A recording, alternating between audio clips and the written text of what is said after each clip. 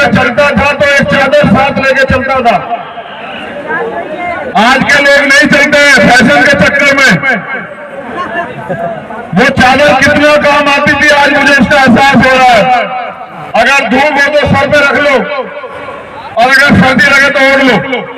पुराने लोग जो कह के गए हैं अगर हम उसको याद रखें तो हमें कामयाब होने से कोई नहीं रोक सकता है। ये बुद्ध का देश है। जब हम बुद्ध के रास्ते पर चलते हैं तो देश में मानवता का राज आता है। इस देश में हमारा राज रहा है। सम्राट चंद्रगुप्त मौर्य से लेके और बृहदत्त मौर्य तक सम्राट अशोक जिनके राज में भारत सोने की चिड़िया होता था, जिनके राज में अखंड भारत बना, अफगानिस्तान ईरान पर हमारी सीमाएं हुआ करती थी। फिर षड्यंत्र करके हमारे राजपाट को छीन लिया गया। समय समय पे हमारे महापुरुषों ने हमें जगाने का काम किया, हमें तैयार करने का काम किया। अपने जीवन की खुशियां अपने परिवार को, अपनी जान को निछावर करके हमें अपने पैरों पे खड़ा करने का प्रयास किया। मैंने अभी आपको चमार रेजिमेंट की बधाई दी। मैं आपको चमार रेजिमेंट का इतिहास भी सीमित शब्दों में बताता हूं। ये लोग हमें कहते हैं कि आजादी में हमारा क्या योगदान है। ये लोग कहते हैं भीम आर्मी के लोगों को कि भीम आर्मी की क्या जरूरत है, घोड़ों को भेज दो। मैं आपको बताता हूं हम में कितनी ताकत है। अगर कभी इतिहास पढ़ेंगे तो इनको भी पता लग जाएगा। मगर आप भी जानो कि आपके पुरखे कमजोर थे या आपके पुरखे इस देश में सबसे ताकतवर मार्शल प्रो में थी। ये आपको अपने पुरखों का इतिहास जानना चाहिए। याद करो भीमा कोरेगांव,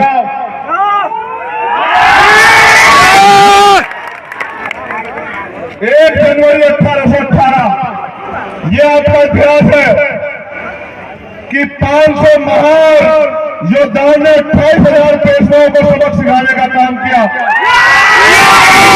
अगर कैलकुलेशन करूं, एक के मुकाबले 58 आते हैं, यानी कि आप 58 पे एक भारी। यह आपका इतिहास है। आगे बढ़ो। 1 मार्च 1945 जब जातीय आधारित रेजिमेंट बनी तो आपकी रेजिमेंट बनी चमार रेजिमेंट।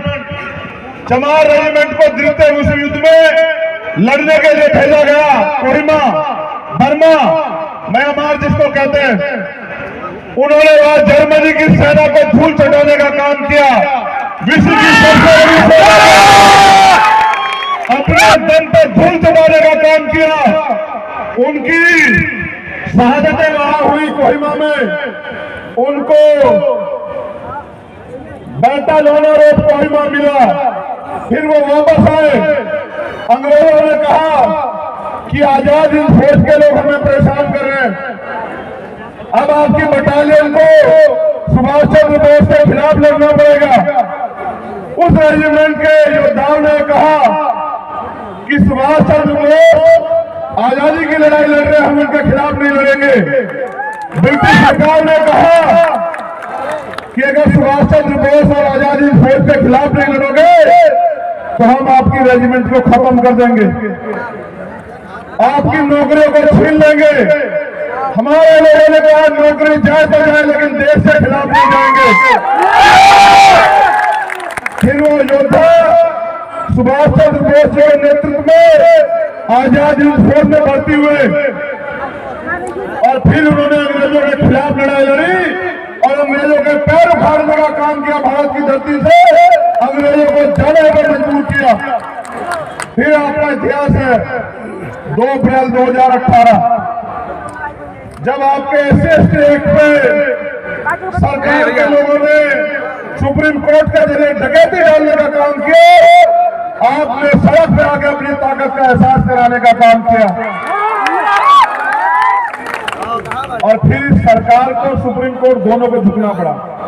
मैंने आपको इसलिए याद दिलाया कि जो कौम अपना इतिहास नहीं जानती वो कभी भविष्य का निर्माण नहीं कर सकती है। ये बाबा साहब अम्बेडकर ने कहा था। उन्होंने ये भी कहा था कि जिस कौम का युवा जीते जी उस कौम की लड़ाई नहीं लड़ता, वो जीते जी भी मरे के समान होता है। और जिस कौम का युवा जीते जी अपने समाज की लड़ाई लड़ता है, अधिकारों की लड़ाई लड़ता है, वो मरकर भी अमर हो जाता है। अपने महापुरुषों की बात को हमें याद रखना चाहिए। आज अब इतने बड़ी संख्या में क्यों इकट्ठा हुए, इसके पीछे एक कारण ये है कि हम अपने देश में, जिसमें हमारा राज हुआ करता था, उस देश में आज गुलामों जैसी जिंदगी जी रहे हैं।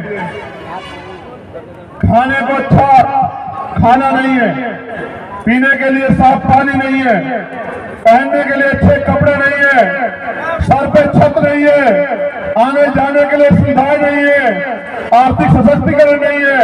क्यों? क्योंकि जिनको राज करना था उन्होंने अपने राज करने की आदत को, अपने निर्णय को भुला दिया, और जो लोग कम संख्या में हैं वो लोग राज कर रहे हैं। सम्मानित साथियों, बहुजन समाज जोड़ो यात्रा इसलिए है कि टुकड़ों में बटा बहुजन समाज, जिन्होंने बुद्ध के रास्ते पे चल के आज से 2000 साल पहले इस देश में राज किया, उनका राज दोबारा इस देश में स्थापित हो। मानवता के कल्याण के लिए सम्राट अशोक का राज वापिस स्थापित हो। इसलिए जो है हमें पुनः टूटे हुए बहुजन समाज को एकजुट करने के लिए बहुजन समाज जोड़ो यात्रा शुरू करनी पड़ी। लेकिन गौर कीजिए, ये यात्रा सिर्फ बिहार में नहीं चल रही है, ये यात्रा मध्य प्रदेश में भी चल रही थी। 12 फरवरी को मध्य प्रदेश में हमने उसको यात्रा को समाप्त किया, लेकिन जब समाप्त किया तो मध्य प्रदेश में सत्ता और विपक्ष दोनों की जड़ें हिला के रख दी। हमारे लोग इंतजार कर रहे थे कि कोई उनको अवसर दे लड़ने का। जब उनको अवसर मिला तो उन्होंने साबित किया कि उनका जो बल है उसका कोई मुकाबला नहीं कर सकता है। आपकी संख्या बहुत है, लेकिन आप सत्ता पे काबिज नहीं है, इसलिए आपको सारी समस्या का सामना करना पड़ रहा है। देखो, यहाँ कुर्सियां बहुत है, मगर ये लोग खड़े हैं ना, मंच पे कुर्सियां, मगर ये खड़े हैं ना, क्योंकि ये कुर्सी की वैल्यू नहीं समझते। और जिस दिन ये कुर्सी की वैल्यू समझ जाएंगे कि कुर्सी कितनी ताकतवर होती है, उस दिन ये कुर्सी नहीं छोड़ेंगे किसी के लिए।